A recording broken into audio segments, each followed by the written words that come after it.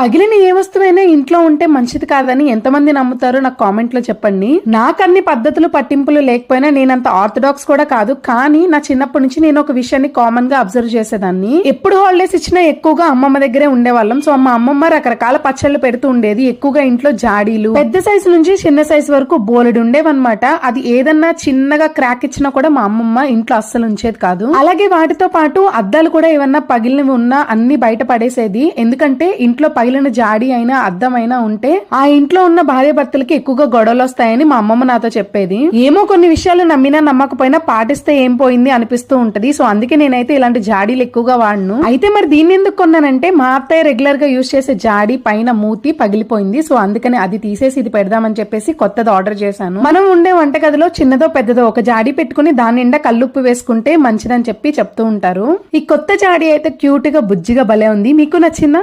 Subscribe.